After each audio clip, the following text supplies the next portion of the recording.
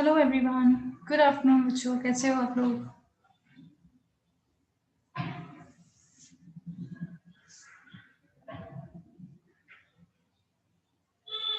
I hope I am audible to everybody of you. Yes, ma'am. Okay.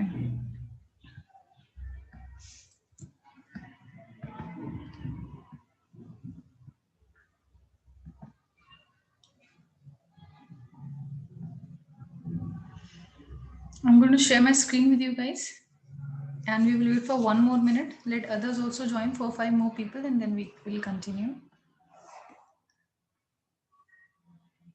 Meanwhile, I'm sharing my screen. I hope it is visible to every one of you.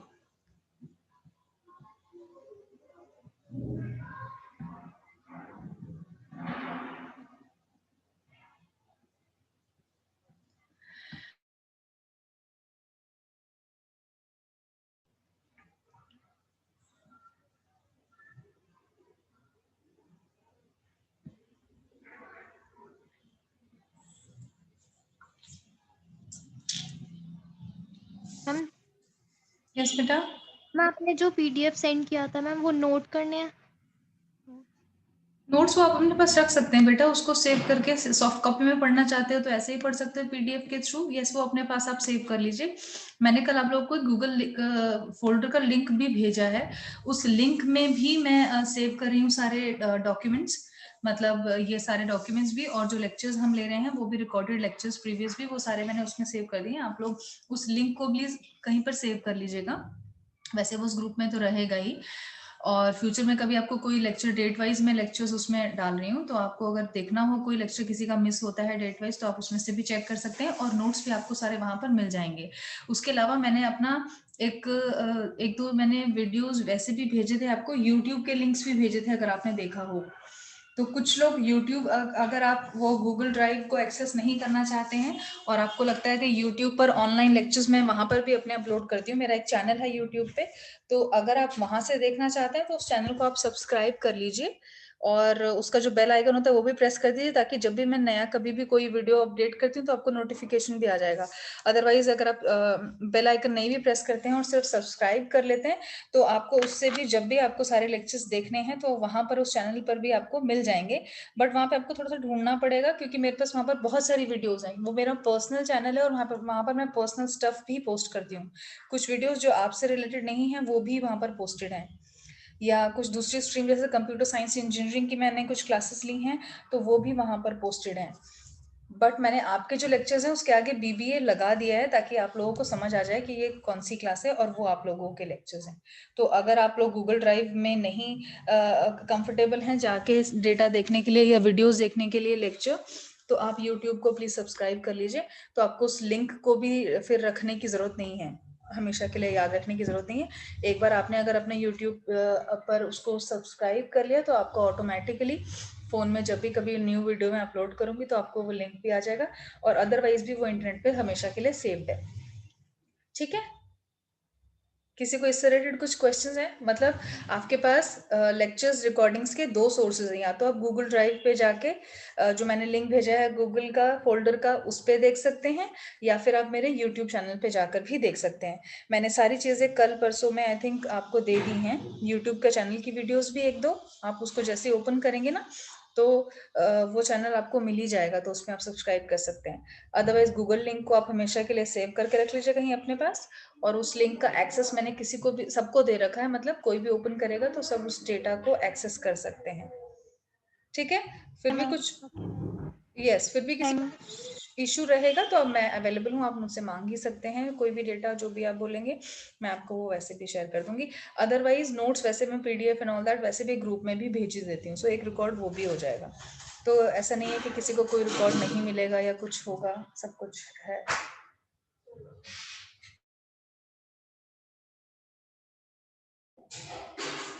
सो कल हम लोग जो पढ़ रहे थे, हम लोग फॉर्म्स ऑफ कम्युनिकेशन पढ़ रहे थे. फॉर्म्स ऑफ कम्युनिकेशन में हमने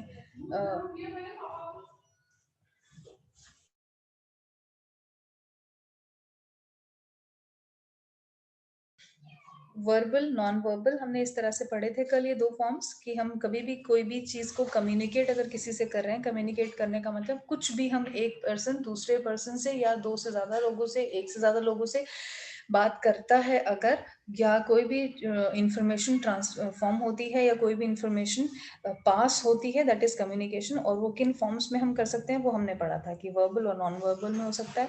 वर्बल में हम लोग ओरली भी कर सकते हैं, बात करके, मुंह से बात करके जैसे हम बोल रहे हैं, that is oral. And written में हम लिख कर भी कर सकते हैं। नॉन वर्बल में होता है कि हम इशारों की लैंग्वेजेस यूज करते हैं या फिर कोई साइन की लैंग्वेज यूज करते हैं। जैसे अगर हमें किसी को कुछ राउंड चीज दिखानी है तो हम राउंड चीज का इशारा एक अलग से साइन है, या हम एट टाइम्स बॉडी लैंग्वेज या बॉडी जेस्चर्स भी कई बार हम यूज करते हैं। हम अदरवाइज भी मेनी टाइम्स इट हैपेंस कि अगर हमें ना बोलना है तो we just move our head that ways, या अगर हमें हाँ बोलना है तो हम अपना नॉड कर देते हैं, हेड हम नॉड कर देते हैं, बजाय कि हम येस बोले या हाँ बोले या जी बोले, जो भी बोले।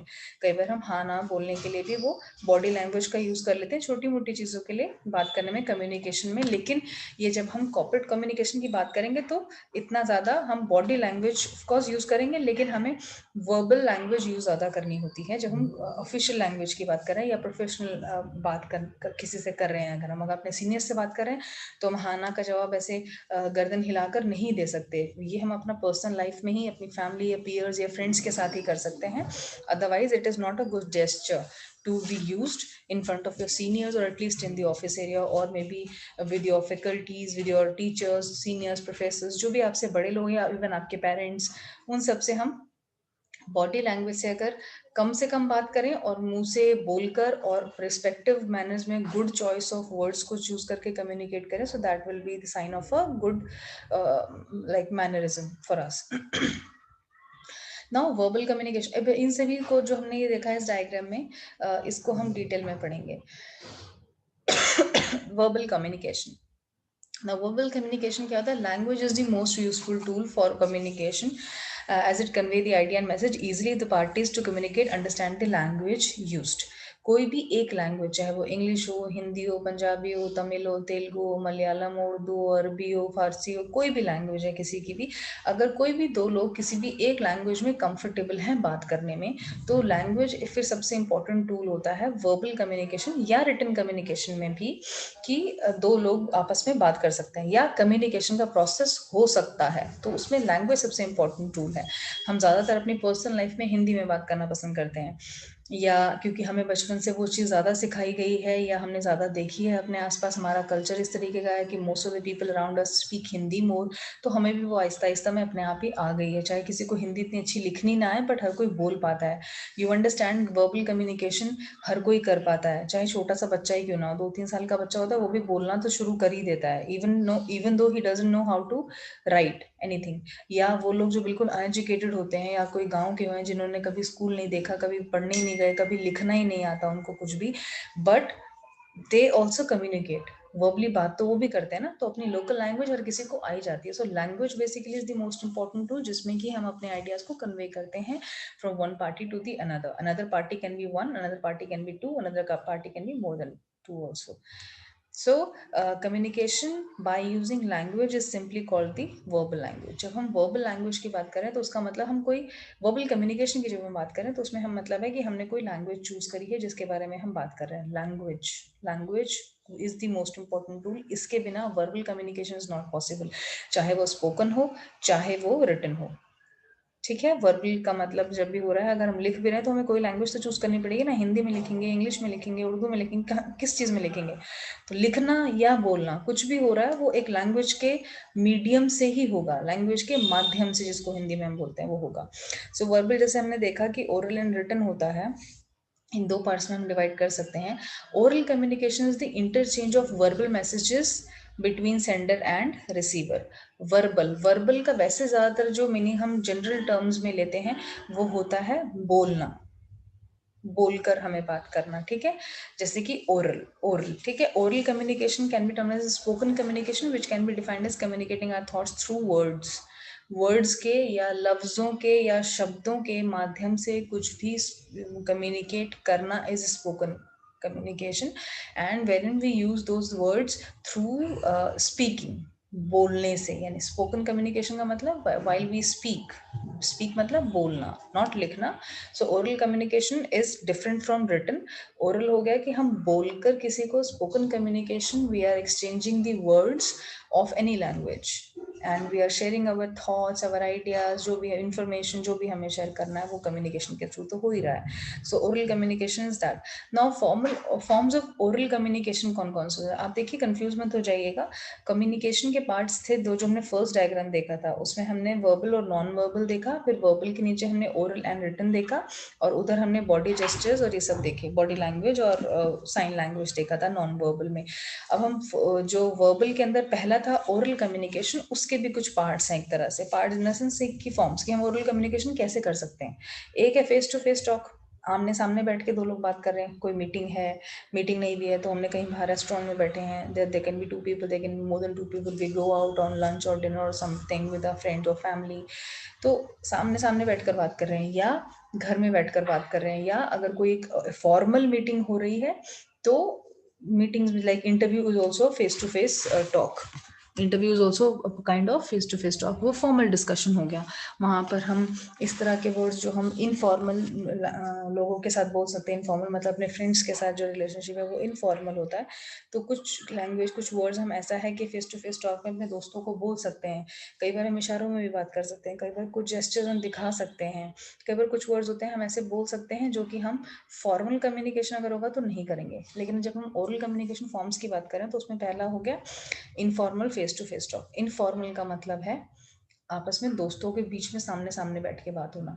इंटरव्यूज हो गया formal face to face. Interviews में भी ये भी एक पार्ट है कि दो लोग सामने बैठे हैं, या हो सकता है 4 लोग पैनल में सामने बैठे हैं और एक आदमी का इंटरव्यू हो रहा है. सो दैट इज, एक होता है कि 1 to 1 होना कम्युनिकेशन, 1 to 1 मतलब एक आदमी का एक आदमी से हो रहा है. एक होता है 1 to 2 का कम्युनिकेशन, एक होता है 1 to 4 का कम्युनिकेशन, कोई कुछ भी, या 1 to मल्टीपल पीपल कम्युनिकेशन.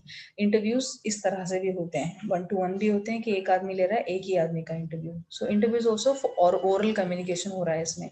ठीक है, आपसे वो ओरली बात कर रहे हैं, क्वेश्चंस ओरली पूछेंगे, आप लिख कर जवाब नहीं देंगे जब इंटरव्यू हो रहा है, आप बोल कर ही जवाब देंगे. सो दे विल जज योर स्पोकन स्किल्स. इंटरव्यू में ज्यादातर स्पोकन स्किल्स होती हैं. ग्रुप कम्युनिकेशन, ग्रुप कम्युनिकेशन में एक तो ग्रुप डिस्कशंस होते हैं, जीडीज आपको पता होगा, ग्रुप डिस्कशंस. आज आपका एक लेक्चर था ना पीडी का, हाउ वाज इट? अच्छा था मैम. अच्छा था. मैम ने क्या पढ़ाया आज? आपको टॉपिक क्या था सब्जेक्ट का पीडी में?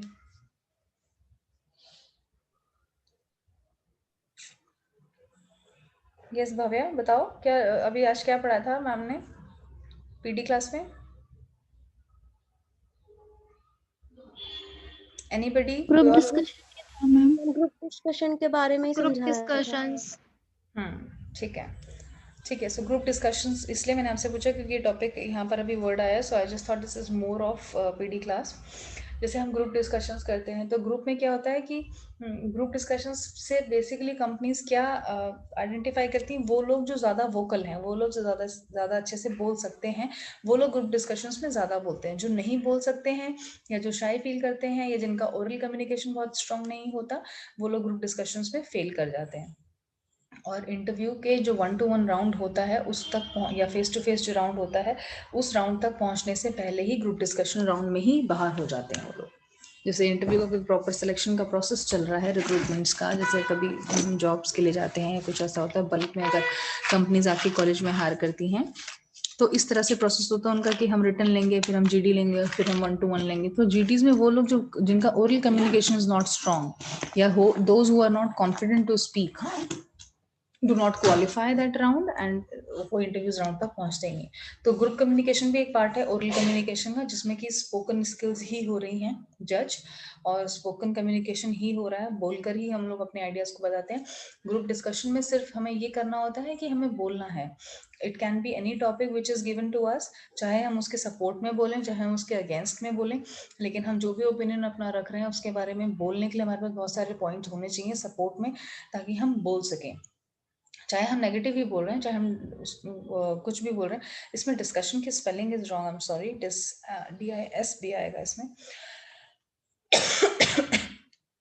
सो ग्रुप डिस्कशंस या कोई मीटिंग हो रही है या कोई कॉन्फ्रेंस हो रही है। कॉन्फ्रेंस बड़े लेवल पे भी होती है, छोटे लेवल पे भी होती है, नेशनल लेवल पे भी होती है, इंटरनेशनल लेवल पे भी होती है। तो वो सब ओरल कम्युनिकेशन का ही पार्ट है। स्पीचेस एंड प्रेजेंटेशंस, जैसे हम कई बार स्पीचेस देते हैं, एक पर्सन पोडियम पे खड़ा है और मे बी उसको 100 लोग सुन रहे हैं इकट्ठे, या 10 लोग सुन रहे हैं, या 10,000 लोग सुन रहे हैं। स्पीचेस में ऐसा भी होता है, प्रेजेंटेशंस में भी ऐसा होता है कि सपोज क्लास में 50 बच्चे हैं तो एक पर्सन प्रेजेंटेशन दे रहा है, या एक फैकल्टी या टीचर कोई है वो प्रेजेंटेशन दे रहा है। और just give me 1 minute.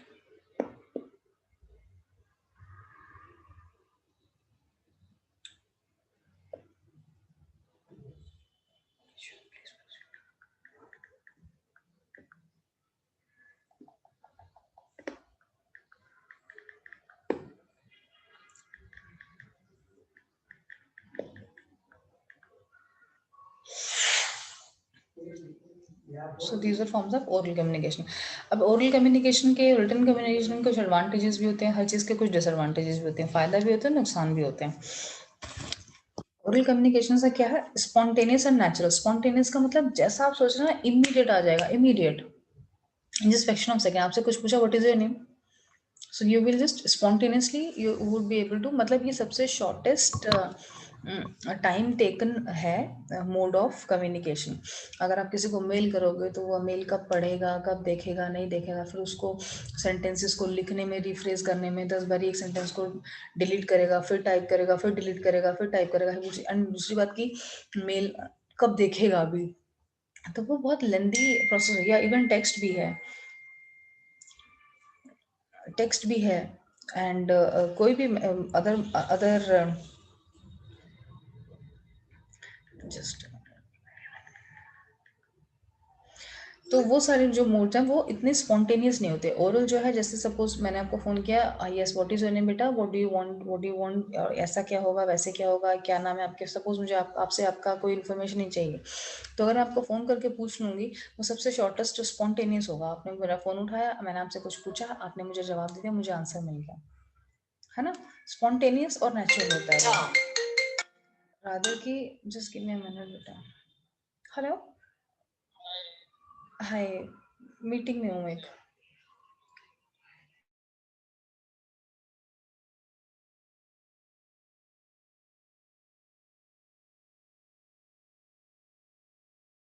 I'm sorry. It is therefore easy for others to understand. और बिल्कुल सामने सामने बात हो रही है, अगर किसी को कोई चीज़ नहीं भी समझ आ रही है तो स्पॉन्टेनियस है, एकदम से कोई पूछ भी लेगा, और अंडरस्टैंड होने में भी वो बहुत ईजी है। Choice of word generally suits the listeners. जो हम चॉइस ऑफ वर्ड्स करते हैं, यानी कि जब हम कोई बात का, कोई आपसे कुछ पूछ रहा है वर्बली, अगर ओरली बात हो रही है, सो चॉइस ऑफ वर्ड्स हम लोग ऐसा चूज करते हैं जिसमें कि सामने वाला, क्योंकि हमें पता है कि जो पर्सन सामने जिससे हम बात कर रहे हैं उसका क्या लेवल है, अच्छा है, या वो क्या कैसे चॉइस ऑफ वर्ड्स को समझेगा। बहुत सारा सोफिस्टिकेटेड वर्ड्स तो यूज नहीं करने, लेकिन हम जब रिटन में जाते हैं तो हम अच्छे से अच्छे वर्ड्स चूज करने की कोशिश करते हैं और सोचते हैं इससे और बेटर क्या वर्ड हो सकता है। बट ओरल कम्युनिकेशन में जनरली हम वो वर्ड्स को चूज कर लेते हैं जो सामने वाले को इजीली समझ आ जाए, लिसनर को, सुनने वाला is listener. It is supported by non verbal communication. Non verbal communication यानी कि वो सब चीजें भी जो कि हम नहीं एट टाइम्स कम्युनिकेट कर रहे हैं, उनका भी सपोर्ट हमें ओरल कम्युनिकेशन में मिल रहा है। द कम्युनिकेटर और the person who communicates is always physically available. और जनरली क्या होता है ओरल कम्युनिकेशन में, जिस बंदे से हम बात कर रहे हैं, जिस भी पर्सन से, the other person who will be receiving the message is available with us. Available होगा तभी हम बात कर पाएंगे ना, चाहे वो अवेलेबल फोन पर हो, चाहे वो सामने अवेलेबल हो, तभी हम ओरल कम्युनिकेशन कर सकते हैं, जब बंदा ही अवेलेबल खुद है।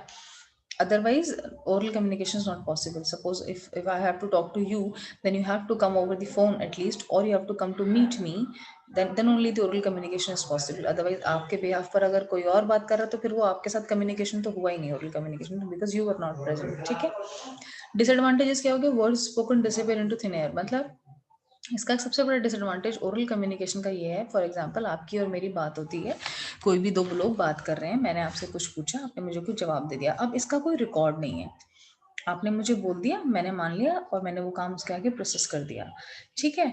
उसके बाद कल को आपने मुझे बोला, सपोज, क्योंकि मेरे पास तो कोई रिकॉर्ड नहीं और हमने वर्बल बात की थी, ओरल बात की थी, रिटन में कहीं कुछ रिकॉर्ड नहीं था, तो अब आप कल को बोलो कि मैंने तो आपको ऐसा कहा ही नहीं था, then what record I will have and how I will be proving it to you. तो ओरल कम्युनिकेशन का कोई भी रिकॉर्ड ना तो लॉ मानता है, अनटिल उसकी कोई रिकॉर्डिंग हो या प्रूफ हो या रिटर्न में कुछ हो कि हाँ कोई पर्सन साइन करके दे रहा है कि हाँ ठीक है मैंने इसको ऐसे ऐसे कमिट करा, ये मैं मानता हूँ या मानती हूँ, ऑल दैट। रिटर्न में जब तक कुछ नहीं है तब तक उस चीज़ का कोई रिकॉर्ड नहीं है। तो इसलिए वर्ड्स जो भी होते हैं, जो कोई भी आदमी बोल रहा है ओरल कम्युनिकेशन में, वो डिसेबल हो जाता है। फॉर एग्जाम्पल, अब जैसे ये लेक्चर है, अगर मैं इस लेक्चर को रिकॉर्ड नहीं करूँ और मैं आपको कुछ भी यहाँ पर पढ़ाती हूँ या समझाती हूँ, कुछ भी आपको बताती हूँ, और आपने वो चीज़ लर्न भी कर ली, सब कुछ कर लिया, और कल को सपोज मैंने कुछ आपको गलत सपोज कुछ कम्युनिकेट करा और आपने कहा कि नहीं मैम, ये तो आपने मुझे बताया था ऐसा, और मैं बोलूँगी कि नहीं मैंने तो बताया ही नहीं, तो फिर आप कैसे जस्टिफाई करोगे, क्योंकि आपके पास तो कोई रिकॉर्ड ही नहीं हुआ। Now this lecture since are getting recorded और इसका एक प्रॉपर रिकॉर्ड बन रहा है और ये डिसअपियर नहीं होगा, और ठीक है, अनटिल ओरल कम्युनिकेशन का हमारे पास कोई रिकॉर्ड हो। वैसे ओरल कम्युनिकेशन का कोई रिकॉर्ड नहीं होता, इसलिए हम ये मानते हैं कि ओरल कम्युनिकेशन का ये डिसएडवांटेज रहता है कि जो लफ्ज बोल दिए गए वो बस जिसने सुन लिए, उसके पास का कोई रिकॉर्ड नहीं है, और तो words are temporary and anybody can misuse it also future में। और हमारे जो कोर्ट्स या लॉ या जजेस लॉयर सब होते हैं, वो इस चीज़ को कोई मानता नहीं है, प्रूफ भी नहीं मानता। अगर को मैं वहाँ पर कोर्ट में जाके सपोज किसी को कुछ कहती हूँ कि इसने मुझे ऐसा कहा था, तो कोई नहीं मानेगा उस चीज़ को। You have to bring a proof कि इसने कहा था तो कैसे कहा था, या तो रिकॉर्डिंग हो या रिटर्न में कुछ हो। तो वर्बल ओरल कम्युनिकेशन का कोई रिकॉर्ड नहीं होता। Words are temporary, words are not permanent until, unlike से रिटन कम्युनिकेशन में जैसे परमानेंट होते हैं वर्ड। हमें एक बार लिखा गया कोई चीज़ तो वो हमेशा के लिए रिकॉर्ड हो गया। अब सपोज आपका कोई 10 साल पहले किसी ने कोई एक मेल किया था, कुछ भी मेल किया था, सपोज XYZ ABC कुछ भी, वो मेल जब तक डिलीट कहीं से नहीं होगा, ऑल्दो डिलीट नहीं होगा, तो वो 10 साल 20 साल 50 साल 100 साल 1000 साल तक वो अब सेव रहेगा। या आपने कहीं कोई सपोज कोई लेटर ही लिखा है या कुछ भी लिखा है, तो अनटिल वो चीज़ डिलीट नहीं हो रही है वो रिकॉर्ड में परमानेंट रह जाती है। सो रिटन कम्युनिकेशन में होता है वो, ओरल में ऐसा कुछ नहीं होता। What is heard is often forgotten. Generally हमारे पास कोई रिकॉर्ड नहीं है तो हम ये बोलते हैं ना, लिख लिख के याद करो, लिख लिख के याद करो, इसलिए क्योंकि हम लिख के अगर कुछ याद करें तो हमारे पास रिकॉर्ड बन रहा है। जब अगर हम फ्यूचर में कभी कोई चीज़ भूल भी जाएंगे तो हम उसको दोबारा देखेंगे तो हमें याद आ जाएगा रिटन कि क्या पढ़ा था या क्या बात हुई थी या क्या था। मीटिंग्स में जनरली ऑफिस में जो मीटिंग्स होती हैं, उनकी जो भी मीटिंग्स में पॉइंट्स डिस्कशन होते हैं, उन मीटिंग्स के मिनट्स बनते हैं, मिनट्स ऑफ मीटिंग्स बोलते हैं उनको, और वो मिनट्स बाद में रिटन में आते हैं और सबको मिलते हैं कि हमने इस मीटिंग में ये डिस्कस किया था, ताकि कल को कोई भूल ना जाए कि हमने कौन सा पॉइंट डिस्कस किया, या कल को कोई अग्री ना करे कि नहीं हमने तो ये डिस्कस ही नहीं किया था। तो जो सुना जाता है ओरल कम्युनिकेशन वो जनरली भूला भी जाता है, ये भी इसका एक डिसएडवांटेज है। आपको आज याद रहेगा, हो सकता है कल भी याद रहेगा, हो सकता है 10 दिन तक भी याद रहे, लेकिन फॉर श्योर 10 साल बाद याद नहीं रहेगा। Non-verbal communication that supports oral communication may not be understood by people from other cultures. Now, क्या होता है ओरल कम्युनिकेशन जनरली क्या होता है, हमने राइट चॉइस ऑफ वर्ड्स तो हमने देख लिया था, एडवांटेज है कि हम लिसनर के हिसाब से वर्ड चूज करेंगे। लेकिन अगर वो किसी दूसरे कल्चर से आता है फिर हम कैसे कम्युनिकेट करेंगे। जैसे मैंने आपको कल एक एग्जांपल दिया था कि दो लोग बिल्कुल डिफरेंट कल्चर से आते हैं जिनको सेम लैंग्वेज कोई भी एक नहीं आती, एक को एक लैंग्वेज आती है, दूसरे को दूसरी लैंग्वेज आती है, और कोई भी एक सिमिलर लैंग्वेज आती ही नहीं, तो वहाँ पर कम्युनिकेट करना मुश्किल हो जाता है ओरल। तो ये भी एक डिसएडवांटेज है। Now second form of verbal communication was written communication. Written का मतलब लिख कर कम्युनिकेट करना, लिखना। जैसे हम रिटन कम्युनिकेशन मीनिंग ही बता रहा है वर्ड का।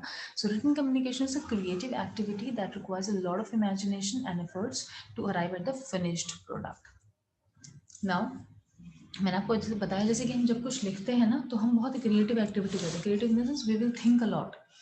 हम बोलते टाइम बोलने का जो कम्युनिकेशन होता है उसमें हम इतना ज़्यादा नहीं सोचते, जितना कि अगर मैं आपको बोलूँ कि ये एक टॉपिक है या इसके बारे में मुझे कुछ लिखकर आपको बताना है, तो आप पहली बात तो आपको लगेगा लिखना है तो आई हैव टू थिंक कि क्या चॉइस ऑफ वर्ड्स होंगे, क्या करना होगा। उस चीज़ को पहले तो स्टार्ट करने के लिए ही you will take time, and then उस एक्टिविटी को फिर जब आप स्टार्ट करोगे तो you will think a lot, उसको क्रिएटिव बनाने के लिए। और बहुत सारी चीज़ें आदमी सोचता है, सोचने के बाद रिटन कम्युनिकेशन होता है, which is a lengthy process, it takes time. अब देखो जैसे मैंने सपोज आपको भी मैं कुछ क्वेश्चन पूछती हूँ, आपको समझ आ गया गाइस, तो आप बोलोगे यस मैम, बात हो गई, इमीडिएटली मुझे भी समझ आ गया, it is done, oral communication इतना इजी हो गया। लेकिन अगर इसी चीज को मैं आपको बोलूं कि मुझे रिटर्न में आप लोगों को देना है इसका जवाब कि आपको इसका लेक्चर समझ आया जो मैंने आज आपको दिया है नहीं, तो लिटरली आप लोग सोचोगे कि आप लोग क्या लिखकर मुझे भेजोगे, yes we have understood ma'am, no we have not understood, या व्हाटएवर कुछ भी, तो आप सोचना शुरू कर दोगे।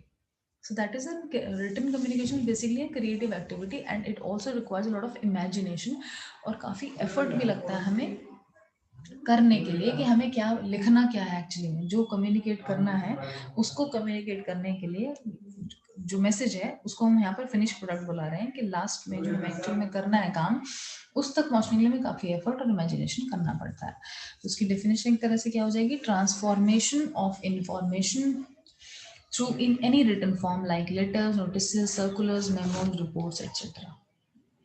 रिटन कम्युनिकेशन को भी, क्योंकि देखिए रिटन कम्युनिकेशन के अपने एडवांटेजेस हैं जो ओरल एडवांटेजेस के डिसएडवांटेजेस थे, ओरल कम्युनिकेशन के डिसएडवांटेजेस थे वो रिटन के पॉजिटिव पॉइंट्स बन जाते हैं। जैसे कि वर्ड्स जो हम लिख दिए वो कोई भूलेगा नहीं, सामने लिखे हुए हैं। सपोज लेटर, नोटिस बोर्ड आपने देखा होगा, ऑफ कॉलेज में नोटिस बोर्ड होते हैं, वहाँ पर एक नोटिस एक पेपर पे चिपका दे, पेपर चिपका दिया नोटिस का, या कोई सर्कुलर है वो पोस्ट कर दिया वहाँ पे।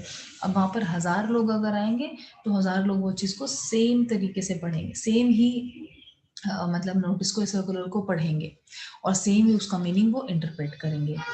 तो जब हम कोई सर्कुलर बनाते हैं, कोई नोटिस बनाते हैं, तो हम ऐसे इजीली एकदम से कुछ भी नहीं लिख देते हैं, और इनफैक्ट एक लाइन को हम बार बार, एक सेंटेंस को, फ्रेज को फिर रिफ्रेज करते हैं, फिर रिफ्रेज करते हैं कि और बेटर किस तरह से लिखा जाए या और शॉर्ट कैसे लिखा जाए। इंग्लिश में भी लिख रहे हैं या हिंदी में भी लिख रहे हैं, तो उसको बहुत ही अच्छे मैनर में कि लोगों को जो मैसेज जाए वो प्रॉपर क्लियर जाए और छोटे से छोटे उसमें भी चला जाए, ताकि लोगों का पढ़ने में ज़्यादा टाइम वेस्ट ना हो। रिटन कम्युनिकेशन अगर आप बहुत एक लंबा, सपोज एक सर्कुलर है आपको जो वहाँ पे पेस्टेड है, सपोज एक पूरी A4 शीट भरी हुई है, तो आप भी ऑफकोर्स उसको पढ़ने में थोड़ा शुरू ही ना करें शायद।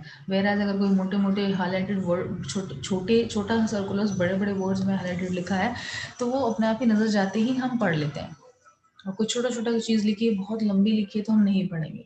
सो रिटन कम्युनिकेशन में हमें बहुत चीज़ों का ध्यान रखना पड़ता है कि हम सर्कुलर लिख रहे हैं तो किस के लिए लिख रहे हैं, कौन वो लोग होंगे जो पढ़ेंगे, उनका इंटरेस्ट क्या है, पढ़ेंगे लॉन्ग कि नहीं पढ़ेंगे, या पूरी कहानी बताने की लिटरली कोई ज़रूरत है, या हम एक जो मेन है हमारा मैसेज, हम उसको 2 लाइन में, सेंटेंसेस में लिखकर ख़त्म कर दें। रिटन कम्युनिकेशन में हमें सारे एफर्ट्स करने पड़ते हैं, सोचना पड़ता है, और फिर हमें बनाना पड़ती है वो चीज़ कि हम एक्चुअली में क्या बना रहे हैं। Whether it is a letter है तो हम उसमें पोलाइट वर्ड्स यूज़ करें, हार्श वर्ड्स तो नहीं यूज़ कर रहे, किसको लिख रहे हैं, अपने से छोटे को लिख रहे हैं, बड़े को लिख रहे हैं तो और वर्ड्स होंगे, किसी छोटे जूनियर को लिख रहे हैं तो हमारे शायद वर्ड्स उतना ज़्यादा पोलाइट नहीं भी होंगे तो चलेगा, लाइक दैट। ठीक है।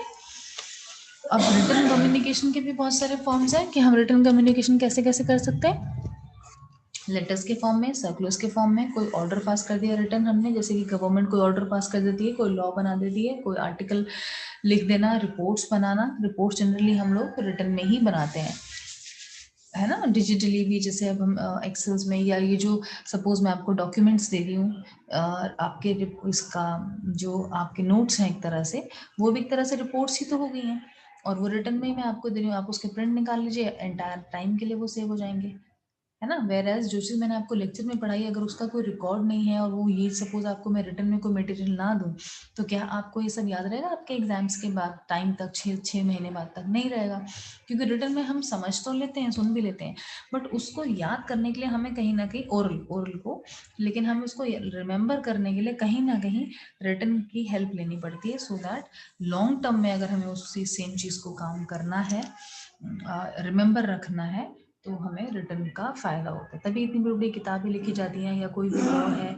कुछ भी है, सब कुछ रिटर्न में होता है। हर कोई इंसान रिटर्न में काम कर रहा है, पेपर्स, डॉक्यूमेंटेशंस, फाइल्स बनती हैं, हर किसी के सिग्नेचर्स होते हैं।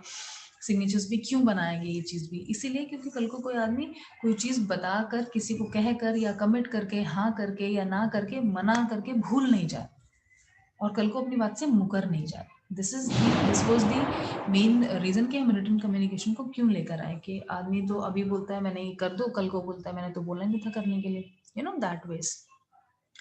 तो रिटन कम्युनिकेशन एक फॉर्म्स के थ्रू भी हो सकता है कि हमने कोई फॉर्म किसी से फिल करवा लिया या फॉर्म बना दिया, क्वेश्चनर्स होते हैं बहुत सारे, है ना, क्वेश्चंस आंसर्स, उनको क्वेश्चंस बोलते हैं, मैनुअल्स हो गए, बहुत सारी कंपनीज के आपने मैनुअल्स देखे होंगे, उनका अपना एक लीफलेट पैम्फलेट होता है, या जब आपने इस कॉलेज में भी किया होगा एंटर, तो आपको कॉलेज के बारे में एक छोटा सा पैम्फलेट मिला होगा 2-4 पेज का कि what college is all about, वो सब मैनुअल्स भी आते हैं चीज़ उसमें।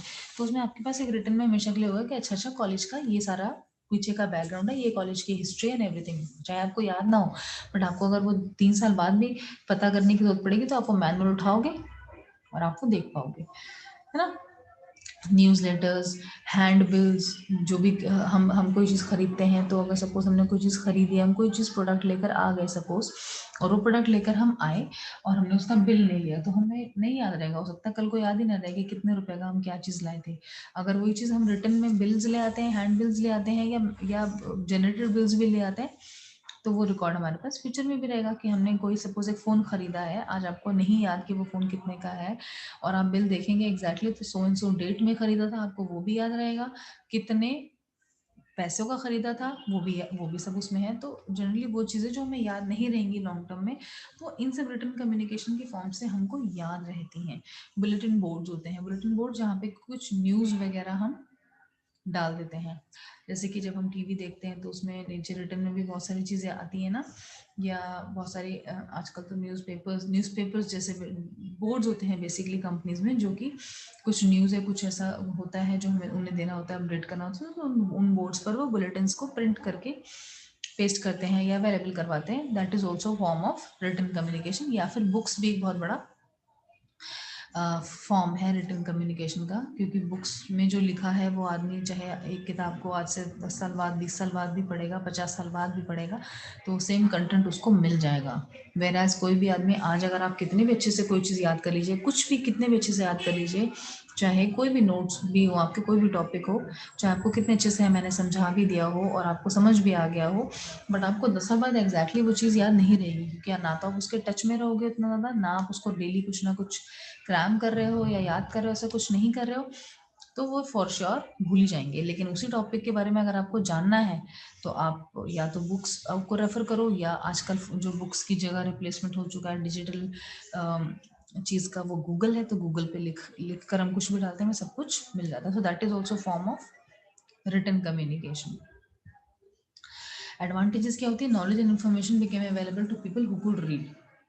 अब इसका एक एडवांटेज ये है कि जो लोग पढ़ सकते हैं, सपोज कोई अनपढ़ आदमी है, ठीक है, उसको हम कोई कम्युनिकेशन करना ही नहीं चाहते, तो हमने पेपर पे लिख कर किसी को कुछ कम्युनिकेट कर दिया और करना है हमें, तो हम उन्हीं लोगों को, जिन लोगों को के पास नॉलेज है to understand that and to read that, can only know about knowledge and the information which is taking place as the written communication between 2 और मोर पीपल, है ना। कि बहुत बार ऐसा होता है कि सपोज अगर 2 लोग बैठे हैं और तीसरा एक पर्सन बैठा है और आपको कुछ ऐसा कम्युनिकेट करना है, you don't want to listen that third person, you don't want that third person to listen to you और अंडरस्टैंड टू यू, तो आप कोई ऐसी लैंग्वेज में बात कर लोगे जो कि उसको समझ ही नहीं आती। तो same goes with written also, कि हम उस लैंग्वेज में वही लोगों को इन्फॉर्मेशन पास होगी जो कि एक्चुअल में उस रिटन कम्युनिकेशन को पढ़ सकता है और पढ़ के समझ सकता है। तो हम जब रिटन कम्युनिकेशन कर रहे हैं तो जिस भी पर्सन से कर रहे हैं हमें वो पता है कि उस पर्सन का क्या लेवल है, कौन सी लैंग्वेज में समझेगा, कौन से वर्ड्स को रीड करके समझ पाएगा, और जैसा हम मैसेज ट्रांसफर करना चाह रहे हैं वैसा ही समझेगा या नहीं समझेगा।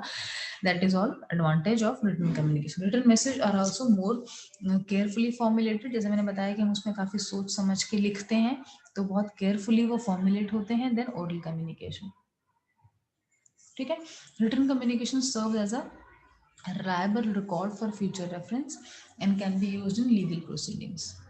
Now written communication जो है वो हमें एक reliable record होता है फ्यूचर के लिए, और legal proceeding जैसे मैंने आपको बोला था, अभी कोर्ट का एग्जांपल दिया था कि अगर आपको कहीं पर कुछ प्रूफ दिखाना है, किसी को कोई रिकॉर्ड दिखाना है, प्रूव करनी कोई बात, किसने मुझे ऐसा बोला, सपोज अब आप मुझ पर कोई एलिगेशन लगाते हो कि XYZ एक पर्सन है, उसने मुझे काफ़ी अब्यूजिव लैंग्वेज में बात करी मुझसे, या ठीक से बात नहीं करी, या बदतमीजी से बात करी, ना ऑल दैट, ये एलिगेशन लगाया।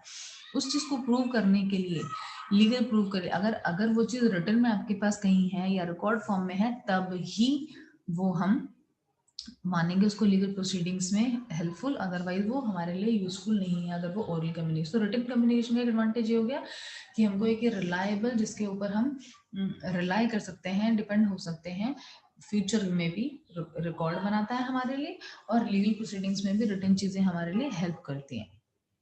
ठीक है, जैसे कि सपोज दो लोग के बीच में कोई कॉन्ट्रैक्ट हुआ, चाहे वो किसी ज़मीन को लेके है, चाहे वो किसी जॉब को ही लेके है। जैसे आप सपोज किसी कंपनी में जॉब में जाएंगे तो टर्म्स एंड कंडीशंस के साथ आपको अपॉइंटमेंट लेटर दिया जाता है कि ये टर्म्स पर आप काम कर रहे हो, कल को ये चीज़ आपने ऐसी नहीं करी तो आपको निकाल दिया जाएगा, या आपने ऐसा किया तो आपको ये करना होगा, या आपको इतने मंथ की, एक मंथ की ये सैलरी है, आपको साल में इतनी सैलरी मिलेगी। वो सारी चीज़ें रिटर्न में हो गई, आपके पास भी एक कॉपी उसकी आ गई, कंपनी ने साइन करके आपको दी, आपने साइन करके उनको दी, यानी कि दो लोगों ने कम्युनिकेट किया। अब फ्यूचर में अगर उनमें से कोई भी एक चीज़ कोई आदमी नहीं करता, या तो कंपनी या आप, तो उसके बिहाफ पर फिर हम फ्यूचर में लीगल प्रोसीडिंग्स भी कर सकते हैं। लेकिन अगर आपके पास अपॉइंटमेंट लेटर ही नहीं है तो आप कंपनी के अगेंस्ट भी कुछ नहीं बोल सकते और कंपनी आपको भी कुछ नहीं बोल सकती, क्योंकि लीगल प्रोसीडिंग्स के लिए आपने उन्हें कोई साइन नहीं करके दिया और ना ही आपके पास कोई लीगल कोई भी रिटन कम्युनिकेशन है। Got it? Disadvantage one has to be literate to use written communication. अब डिसएडवांटेज ऑफ कोर्स क्या हो गया, ये सब बहुत कॉमन सी चीज़ें जो हमें अपने आप ही समझ में आनी चाहिए कि रिटन कम्युनिकेशन का डिसएडवांटेज क्या हो सकता है। डिसएडवांटेज ये कि भाई पढ़ना तो आना ही चाहिए, आदमी को लिखना तो आना ही चाहिए, उसके लिए वो स्कूल जाएगा, पढ़ेगा, नहीं पढ़ेगा तो रिटन तो हो ही नहीं सकता। वर्बल तो फिर भी 2 साल 3 साल का बच्चा तब भी कर लेता है oral communication, but written communication के लिए you will have to be literate का मतलब पढ़ा लिखा होना, एजुकेटेड होना is mandatory or necessary in order to use the written communication. Otherwise written communication वो लोग जो illiterate हैं cannot do it. तो ये इसका डिसएडवांटेज हो गया इसकी, मतलब ठीक है। Written communication is generally more expensive to convey a short message. अगर किसी को छोटा सा मैसेज करना है ना, सपोज ये कि हाँ मैं ठीक हूँ, और किसी को सिर्फ इतना ही खैरियत की ही बात है कि किसी का यही हमें इन्फॉर्मेशन चाहिए कि how the person is doing, suppose उसके लिए रिटन कम्युनिकेशन करना sometimes is also, मतलब कोई छोटा सा मैसेज अगर हमें पास करना है तो we would not choose written communication, rather we would go for the oral thing, जिसके लिए हमें कोई प्रॉपर रिकॉर्ड रखने की जरूरत नहीं है ना। Suppose if you want to ask how your parents are doing and if you are away from your parents, कहीं दूर आप रह रहे हो, पेरेंट्स कहीं और हैं, तो उनके बारे में ये जानना कि वो ठीक है या नहीं, उसके लिए आप रिटन कम्युनिकेशन करना शायद ना ही पसंद करो। ओरल कम्युनिकेशन में ये जान लेना will be easy, otherwise written communication जो है वो लॉन्ग मैसेजेस या कुछ एक ऐसी चीज़ जहाँ पर हमको ज़रूरत है कि फ्यूचर में ये आदमी अपनी बात से मुकर सकता है, या एक्चुअल में हमें उस चीज़ के रिकॉर्ड की ज़रूरत है, हम वहीं पर रिटन कम्युनिकेशन करने का सोचते हैं, क्योंकि then it will require paper, pen, so many things, time, लोगों का लिखने का टाइम, ये सब चीज़ें, टाइम इज़ मनी, तो ये सब चीज़ें एक्सपेंसिव हो जाती है। रिटन कम्युनिकेशन इसलिए एक्सपेंसिव है। Then oral, formal in nature, so it does not involve personal touch between two parties. It does not के बाद involves जो S जो है वो S नहीं आएगा involves में, this is wrong. तो रिटन कम्युनिकेशन जो है वो फॉर्मल होता है नेचर में। फॉर्मल का मतलब ज़्यादातर ऑफिशियल, प्रोफेशनल, फॉर्मल वो चीज़ होती है। इनफॉर्मल होता है फ्रेंडली, जो कि हम घर में भी इनफॉर्मल चीज़ें करते हैं एट टाइम्स। ठीक है, तो ये हो गया। और written communication is poorly drafted. If the written communication is poorly drafted, it may create understanding and confusion in the mind of the receiver. ये may है, it may receive. So जो भी रिटन कम्युनिकेशन है, अगर हम उसको poor form में कर रहे हैं, पुअरली ड्राफ्ट कर दिया हमने, कोई ऐसी मेल लिख दी, या हमने कोई ऐसा क्या बोलते हैं, सर्कुलर ऐसा ड्राफ्ट कर दिया which is like not very, what would we say, which is not which is poorly drafted का मतलब right choice of words नहीं करा, तो वो फिर तरीके से कम्युनिकेशन उस तरह से नहीं पहुंचेगा अदर पार्टी के पास जिस तरह से पहुंचना चाहिए। तो written communication should be drafted in a good manner. अगर नहीं है तो इसका डिसएडवांटेज है कि फिर वो मिसअंडरस्टैंडिंग भी हो सकती है, और पर्सन को दूसरा पर्सन जो रिसीवर है वो उसको मिसइंटरप्रेट भी कर सकता है, मिसअंडरस्टैंड भी कर सकता है, कंफ्यूजन भी क्रिएट हो सकता है, और फिर उसके बाद जो उसके एक्शन स्टेप्स होंगे शायद वो भी ऑफकोर्स गलत होंगे। ठीक है, नॉन वर्बल कम्युनिकेशन अब हम कल यहाँ से स्टार्ट करेंगे। इसमें एल में इस स्टिकर के पीछे छुप गया है एल। कल हम करेंगे, मैं ये लेक्चर्स एंड एवरीथिंग अपडेट कर दूंगी आपको, आपके अटेंडेंस ग्रुप में अभी भेज देती हूँ, आप चेक कर लीजिए, किसी का रह जाएगा तो मुझे बता दीजिएगा attendance. Thank you for your time everyone, have good day, take care, bye bye. Thank you ma'am. Thank you बेटा। Thank you ma'am.